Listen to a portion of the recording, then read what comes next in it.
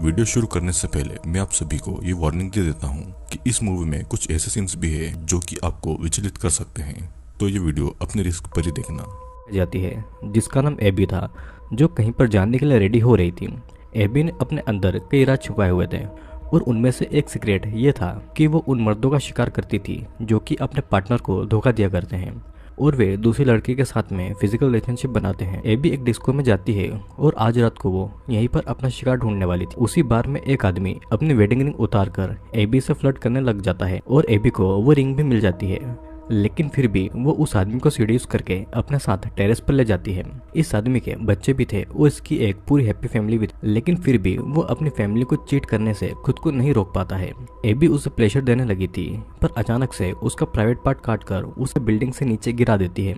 ऊपर से गिरने पर उस आदमी के शरीर में लोहे की एक रोड आर पार हो जाती है, जिससे कि वो वहीं पर मारा गया था। अब ये सब काम तो एबी रात को करती थी, लेकिन दिन में एबी एक नर्स थी और उसे best nurse of the month का टाइटल भी मिला हुआ था। मतलब कि वो अपने पेशेंट के साथ में बहुत अच्छी थी। एबी ऑलसेंट नाम के हॉस्पिटल में काम करती थी, पर वहाँ भी कुछ ऐसे मर्द थे जो कि लड़कियों के ऊपर बुरी नज़र रखते थे। एबी की उस हॉस्पिटल में फीमेल क्रश थी जिसका नाम डैनी था, क्योंकि एबी एक बाइसेक्सुअल थी। एबी को अगर हॉस्पिटल में भी कोई मर्द दिखे जो किसी लड़की को धोखा दे रहा है तो वो उनको भी मार देती है, और उसी तरह से उसने एक आदमी को जहर का इंजेक्शन देकर मार दिया था और साथ ही में वो उसके साथ में इंटीमेट भी हो रही थी। कुछ दिन के बाद में डॉक्टर रॉबर्ट डैनी को नर्स ऑफ द ईयर का टाइटल देता है और डैनी के पेरेंट्स इससे बहुत खुश थे। वहाँ पे एबी भी उन लोगों को मिलती है और वो डैनी को कॉन्ग्रेचुलेट करती है। डैनी एबी को अपने बॉयफ्रेंड स्टीव से मिलाती है और इस बात से एबी अंदर ही अंदर गुस्सा होती है, पर वो उसे किसी के सामने नहीं दिखाती है और वो वहाँ से चली जाती है। अब एक दिन डैनी और स्टीव हॉस्पिटल में ही इंटीमेट हो रहे थे और इंटीमेट होते समय स्टीव डैनी से शादी की बात करता है, पर डैनी अभी शादी नहीं करना चाहती थी। और उसी टाइम वहाँ पे रेजिना नाम की एक नर्स आती है और उसे देखकर डैनी और स्टीव अपने कपड़े पहनने लगते हैं। तभी हॉस्पिटल में एक्सीडेंट हुए कुछ पेशेंट आते हैं और डैनी को कुछ समझ नहीं आ रहा था कि क्या करें, और उसे इस हालत में देखकर डॉक्टर रॉबर्ट उस पर गुस्सा करते हैं, जिससे कि डैनी रो देती है।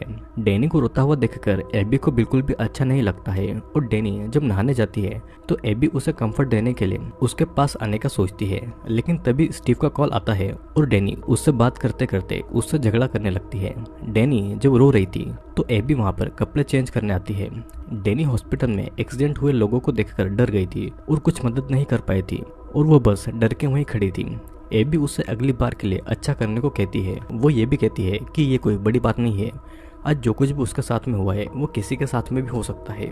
एबी डैनी को घर छोड़ने जाती है और तभी डैनी को नजर आता है कि उसके स्टेप फादर लैरी एक दूसरी लड़की के साथ में है। डैनी लैरी के पास जाकर उस लड़की के बारे में पूछती है कि क्या वो उसकी माँ को धोखा दे रहा है, और ये पूछते ही लैरी डैनी की किसी बात का जवाब दिए बिना ही वहाँ से चला जाता है और डैनी बस खड़ी रहकर देखती रह जाती है। उसे समझ नहीं आ रहा था और वो ये बात अपनी माँ को कैसे बताएगी। डैनी की टेंशन दूर करने के लिए एबी उसे एक डिस्को लेकर जाती है और वहाँ पर वो उसे ड्रिंक पिलाती है। दोनों फिर बहुत ड्रिंक भी करते हैं और डांस भी करते हैं। वे वहाँ पर एंजॉय करते हैं और बहुत सारे फोटोज भी लेते हैं। एबी डैनी के करीब आने की कोशिश कर रही थी और डैनी जब बहुत ही ज़्यादा नशे में आ जाती है तो एबी उसे किस करने लगती है और किस करते हुए भी वो उनकी फोटोज लेती है। फिर एबी एक आदमी को डैनी को किस करने को देती है और वो आदमी डैनी को भी किस कर रहा था और वो उसकी बॉडी को हर जगह टच कर रहा था। एबी इन सारी एक्टिविटीज़ के फोटोज लगातार ले रही थी और डैनी नशे में उस आदमी के साथ में इंटीमेट हो गई थी और एबी ने ये सारी फोटोज भी ले ली थी। सुबह जब डैनी उठती है तो एबी उसके पास में बिना कपड़ों के ही सो रही थी और डैनी को पिछली रात के बारे में कुछ भी याद नहीं था। एबी अभी भी डैनी के पास आने की कोशिश कर रही थी और डैनी को अपना इनरवेयर नहीं मिल रहा था, पर एबी उसे वो दे देती है और ये देखकर डैनी को बहुत अजीब लगता है कि एबी को उसके इनरवेयर के बारे में कैसे पता है। एबी जब अपने कपड़े पहन रही थी तो डैनी स्टीव के बारे में पूछती है कि क्या उसने उसे कॉल किया था। एबी फिर आगे बताती है कि उसने डैनी बनकर स्टीव को मैसेज किया था और डैनी बहुत कोशिश करती है पिछली रात जो हुआ उन सब चीज़ों को याद करने की, पर उसे कुछ भी ठीक से याद नहीं आ रहा था। वो एबी से कुछ कपड़े मांगती है और वो कपड़े पहनकर कल रात जो कुछ भी हुआ उसे भूलने को कहकर वहाँ से चली जाती है। एबी का एक पड़ोसी जेरेड था जो कि एबी को बहुत पसंद करता था, पर एबी सारे मर्दों को एक जैसा समझती। जेरेड एबी की बहुत केयर करता था और वो नहीं चाहता था कि एबी किसी भी मुसीबत में पड़े उसी दिन एबी अपनी मेंटल हेल्थ का बहाना लेकर डैनी के स्टेप फादर लेरी के पास जाती है। लेरी एक साइकियाट्रिस्ट था और वो भी उन्हीं मर्दों में से था जो कि अपनी वाइफ को चीट करते हैं। लेरी एबी से उसकी प्रॉब्लम के बारे में पूछते हैं। एबी उसे बताती है कि वो मर्दों से एडिक्टेड है। वो बचपन में भी अपनी माँ के साथ अपने फादर से उनके ऑफिस में कभी कभी मिलने जाती थी। आज वो जैसी भी है अपने पिता की वजह से है, लेकिन एबी ये पूरी बात नहीं बताती है। लेरी एबी को सेक्स एडिक्शन प्रोग्राम में ज्वाइन करने को कहता है और उसे रेगुलर अपने पास सेशन के लिए आने को भी कहता है। एबी इस बात को मान जाती है और लेरी एबी को अपना पर्सनल नंबर भी दे देता है और जाते जाते एबी लेरी को एक सेक्सुअली हिंट देकर जाती है और लेरी भी उसके इशारों को समझ गया था। अब अगले दिन डैनी हॉस्पिटल जाती है और वहाँ पे किसी ने डैनी के लिए कुछ भेजा था। फिर डॉक्टर रॉबर्ट एक पेशेंट की हालत डैनी, एबी और कुछ और नर्सों को समझाते हैं और जाते टाइम डॉक्टर रॉबर्ट डैनी के बट पर हाथ लगाकर जाते हैं और इस बात से डैनी को काफी अनकंफर्टेबल फील होता है। एबी को भी ये सहन नहीं होता है कि कोई और डैनी के शरीर को छुए और एबी डैनी को एक पैरालिसिस करने वाला इंजेक्शन लाने को बोलती है। डैनी जब वो इंजेक्शन लेने जाती है तो वहाँ भी डॉक्टर रॉबर्ट आकर डैनी को गलत तरीके से छूता है, पर डैनी अभी भी उसे कुछ नहीं कहती है। डैनी रजिस्टर में अपना साइन करके वो इंजेक्शन लेकर चली जाती है। जब डैनी नहा रही थी तो एबी स्टीव का दिया हुआ गिफ्ट तोड़ देती है जो कि उसने डैनी को दिया था। एबी डैनी से कहती है कि वो उससे गलती से टूट गया है और एबी डैनी से स्टीव के बारे में पूछती है कि क्या वो अच्छा लड़का है या नहीं, पर स्टीव ने डैनी का बहुत साथ दिया था जब डैनी के फादर की डेथ हो गई थी। एबी भी अपने फादर के बारे में बताकर डैनी के करीब आने की कोशिश करती है। वो कहती है कि जब वो 8 साल की थी तब उसके फादर की डेथ हो गई थी और एबी डैनी को अपने घर की चाबी देती है ताकि जब भी डैनी को अकेला रहने का मन करे वो वहाँ पर आ जाए। और ये सुनकर डैनी भी बहुत ज़्यादा खुश होती है और एबी को खुद की अच्छी दोस्त समझ लेती है। उसी रात एबी लेरी से मिलती है और एबी इतनी ज्यादा खूबसूरत लग रही थी कि उसे देखकर लेरी के होश उड़ गए थे। एबी लेरी को किसी सुनसान जगह पर ले जाने को बोलती है और लेरी भी वहीं पर उसे ले जाता है। वहाँ पर लेरी एबी को टच करके उसके करीब आने की कोशिश करता है। एबी फिर वहाँ पर लेरी का हाथ बांधती है और फिर उसे एक इंजेक्शन उसके गले में मारती है जिससे कि तुरंत लेरी पैरालाइज्ड हो गया था। ये वही इंजेक्शन था जिसे डैनी ने खुद का साइन करके हॉस्पिटल से लिया था, जिसे एबी ने चुरा लिया था ताकि अगर पुलिस को पता लगे तो इल्जाम डैनी पर आए। लेरी को एबी की हर बात सुनाई दे रही थी पर वो कुछ भी नहीं कर पा रहा था और लेरी के कार को चलता हुआ छोड़कर वो कार से उतर जाती है। लेरी पैरालाइज्ड था तो कार नहीं रोक पाता है और कार एक ट्रक से टकरा जाती है जिससे कि लेरी के टुकड़े टुकड़े हो गए थे और एबी दूर से सारा नज़ारा देखकर मुस्कुरा रही थी। एबी जब अपने घर पर आती है तो वहाँ पर पहले से ही डैनी सो रही थी। एबी उसके पास आकर उसे हक करती है और डैनी को अपनी माँ की फिक्र हो रही थी क्योंकि लेरी की मौत के बाद में उसकी माँ अकेली पड़ गई थी। डैनी स्टीव के साथ शादी करके उसके साथ रहने के बारे में एबी को बताती है और एबी ये सुनकर गुस्सा हो जाती है और बताती है कि वो भी उसकी केयर करती है और उससे प्यार करती है, लेकिन फिर भी वो उसके प्यार को कुछ नहीं समझती है। एबी के अजीब बिहेवियर को देखकर वो वहाँ से उठकर अपने घर जाने वाली थी, पर तभी उसे पकड़कर एबी कहती है कि मेरे जैसा तुम्हें कोई प्यार नहीं कर सकता है और तुम्हें कोई मेरे जितना अच्छा नहीं समझ सकता है। वो ये भी कहती है कि जब लेरी कार में मारा गया तो उसके और ज़्यादा टुकड़े होने चाहिए थे, पर डैनी ने तो कभी भी एबी को नहीं बताया था कि लेरी की मौत कार एक्सीडेंट में हुई है, जिससे कि डैनी को उस पर शक होता है और वो वहाँ से चली जाती है। अगले दिन लेरी का फ्यूनरल था और वहाँ पर डैनी देखती है कि एबी डिटेक्टिव रोगन से कुछ बातें कर रही है और फिर डिटेक्टिव रोगन डैनी और स्टीव के पास आते हैं लेरी के बारे में पूछताछ करने के लिए। डैनी को वो अपना नंबर देकर वहाँ से चले जाते हैं और एबी दूर से डैनी को देख रही थी तो डैनी उसके पास जाकर उसने पुलिस से क्या बात की थी उसे पूछती है। तब एबी बताती है कि वो लेरी की पेशेंट थी और वो उसके लिए बहुत इंपॉर्टेंट था और ये बोलकर वो वहाँ से चली जाती है, जिसे सुनकर डैनी बहुत ज़्यादा कंफ्यूज हो गई थी।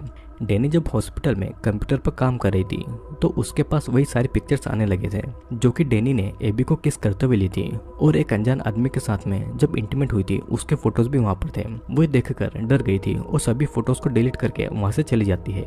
उसी दिन हॉस्पिटल में एक और नई एचआर आती है जिसका नाम रेचल था। रेचल एबी से मिलकर कहती है कि बचपन में उसकी एक पड़ोसी थी जिसका नाम सारा था और सारा बिल्कुल एबी की ही तरह दिखाई देती थी और ये सब बात डैनी भी सुन लेती है और उसे पता लगता है कि एबी में कुछ ना कुछ गड़बड़ जरूर है। रात को जब रेचल अपना काम खत्म करके घर जाने वाली थी तो उसे दिखता है कि डॉक्टर रॉबर्ट अपने केबिन में किसी नर्स के साथ में इंटीमेट हो रहा है। तभी वहाँ एबी आकर रेचल को अपने साथ घूमने जाने को इन्वाइट करती है और रेचल भी खुशी से इस बात को मान लेती है। अब उसी रात डैनी को एबी कॉल करके उसके साथ पार्टी के लिए इन्वाइट करती है, पर डैनी जाने से मना कर देती है क्योंकि उसे स्टीव के साथ में डिनर पर जाना था।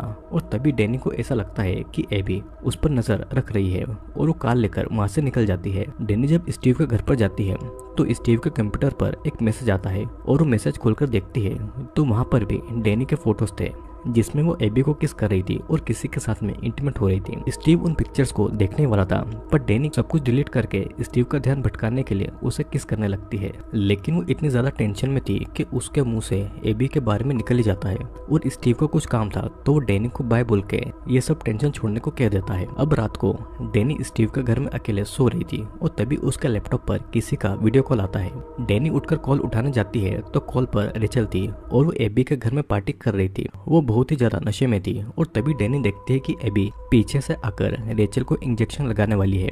डैनी रेचल को पीछे देखने का बोलती है पर रेचल को नशे में किसी बात का होश ही नहीं था और तभी रेचल का फोन कट जाता है। डैनी पुलिस को भी कॉल करके वहां पे मदद भेजने को कहती है पर पुलिस इस बात पर ज्यादा ध्यान नहीं देती है और फिर से एबी का कॉल आता है जिसे डैनी जब रिसीव करती है तो देखते है कि रेचल बेहोश एबी के घर पर पड़ी है और डैनी पुलिस को रिपोर्ट करती है पर एबी उल्टा पुलिस को बेवकूफ बताकर डैनी पर ही बात घुमा देती है। डिटेक्टिव रोगन डैनी पर गुस्सा कर रहे थे कि उसने झूठी रिपोर्ट क्यों दी और पुलिस को जब रेचल मिलती है तो बिल्कुल ठीक थी, उसने बस बहुत ज्यादा ड्रिंक कर लिया था और इसीलिए वो एबी के घर पर ही सो रही थी। डैनी स्टीव को भी बताती है कि एबी उससे बहुत ज्यादा ऑब्सेस्ड है और उसके साथ में फिजिकल होना चाहती है पर पुलिस उल्टा डैनी पर ही इल्जाम लगा देती है कि वो एबी के घर पर बिना परमिशन के घुसी है और पुलिस डैनी की बात पर यकीन नहीं करती है कि एबी ने खुद उसे अपने घर की चाबी दी होगी। एबी ने तो पुलिस को उन दोनों की किस की हुई फोटोज तक दिखा दी थी और ये कहा था कि डैनी उससे ऑब्सेस्ड है। डैनी कहती है कि एबी ने उसके स्टेप फादर लेरी को भी मारा है पर पुलिस कहती है कि लेरी को जिस इंजेक्शन से पैरालाइज किया गया था वो इंजेक्शन डैनी ने ही उसी हॉस्पिटल में साइन करके लिया था। अब सभी का शक डैनी पर था और एबी ने उसे हर तरफ से फंसा दिया था। पुलिस स्टेशन से बाहर आने के बाद में स्टीव डैनी पर बहुत ज्यादा गुस्सा होता है उसके और एबी के फोटोज देखकर और डैनी उसे बहुत समझाने की कोशिश करती है लेकिन स्टीव उससे ब्रेकअप करके वहां से चला गया था। हॉस्पिटल में एबी देखती है कि डैनी डॉक्टर रॉबर्ट से कुछ बातें कर रही थी और उसे देखकर डॉक्टर रॉबर्ट उस केबिन का डोर बंद कर लेता है। इधर रेचल को एबी पर शक होने लगा था तो वो सारा की फोटो को इंटरनेट पर देखने ही वाली थी कि तभी एबी पीछे से आकर रेचल को मार देती है। उसी दिन डैनी एबी के बारे में पता लगाने के लिए मेंटल हॉस्पिटल जाती है और वहां से उसे पता लगता है कि एबी जब 8 साल की थी तो उसे पता लगता है कि उसके फादर उसकी माँ को धोखा दे रहे हैं और उनका अफेयर किसी और लड़के के साथ में था। तब एबी ने अपने फादर का गला काटकर उसे मार दिया था और उसके बाद एबी को मेंटल हॉस्पिटल भेज दिया गया था। एबी का असली नाम एबी नहीं बल्कि सारा था और उसके बाद में सारा कहीं अचानक से गायब हो गई थी। एबी के यही सारे राज डैनी रॉबर्ट को उस टाइम बता रही थी और डॉक्टर रॉबर्ट एबी को नौकरी से निकालने की सोचते हैं पर एबी डॉक्टर रॉबर्ट को सेड्यूस करके अकेले में मिलने बुलाती है। वो मौका मिलते ही डॉक्टर रॉबर्ट एबी के पीछे जाता है पर एबी उनको बेहोश करके एक रूम में लेकर जाती है। डॉक्टर रॉबर्ट को जब होश आता है तो वो खुद को एक बेड पर बंधा हुआ पाते हैं और उनका मुंह भी बंधा हुआ था ताकि वो चिल्ला न पाए। एबी डॉक्टर रॉबर्ट के सामने कपड़े उतारती है और एक सर्जिकल नाइफ लेकर उनके सीने में काटकर पिग यानी कि सुअर वर्ड लिखती है। फिर वो डॉक्टर रॉबर्ट का प्राइवेट पार्ट काटने वाली थी कि तभी डॉक्टर रॉबर्ट उसे ऐसा करने से मना करते हैं। फिर तब एबी एक चेंसो से उनका हाथ काटकर अलग कर देती है। डॉक्टर रॉबर्ट दर्द से चिल्ला रहे थे पर एबी को यह सब करने में बड़ा मजा आ रहा था। डैनी को पता था कि रेचल की जान भी खतरे में हो सकती है और वो हॉस्पिटल में कॉल करके रेजिना को रेचल को ढूंढने को कहती है। डैनी रेचल को जब कॉल लगाती है तो रेचल का फोन उसकी कार में था और वो कार में ही रिंग हो रहा था। डैनी एबी को कॉल करती है और एबी उस टाइम डिटेक्टिव रोगन के साथ में इंटीमेट हो रही थी और इसीलिए डिटेक्टिव रोगन एबी का साथ दे रहा था और डैनी की बातों को इग्नोर कर रहा था। डैनी एबी से रेचल के बारे में पूछती है पर एबी उसे कुछ नहीं बताती है और फोन काट देती है। स्टीव को डैनी कॉल लगाकर उसे अपना ध्यान रखने को कहती है और एबी स्टीव को भी नुकसान पहुंचा सकती थी। स्टीव उस समय हॉस्पिटल की लिफ्ट में था और वहां पर एबी भी उस लिफ्ट में आ गई थी। इधर डैनी ने डिटेक्टिव रोगन को एबी के बारे में कॉल करके सब कुछ बता दिया था। डैनी हॉस्पिटल में स्टीव को ढूंढने लगती है तभी उसे वहां पर एबी दिखती है तो वो उसे स्टीव के बारे में पूछती है लेकिन दोनों के बीच में झगड़ा हो जाता है। रेजिना उनके झगड़े को रोकने के लिए आती है पर एबी उसे ही मारकर बेहोश कर देती है। फिर दोनों के बीच में बहुत लड़ाई होती है और दोनों ही कांच पर गिरकर बहुत ज्यादा घायल हो चुके थे। डैनी फिर किसी तरह से वहां से भागती है और वो स्टीव को ढूंढने के लिए जाती है। एबी हॉस्पिटल के स्टाफ को बताती है कि डैनी ने उस पर हमला किया है और वो आदमी पुलिस को कॉल करने वाला था, पर एबी उसे इलेक्ट्रिक शॉक देकर मार डालती है।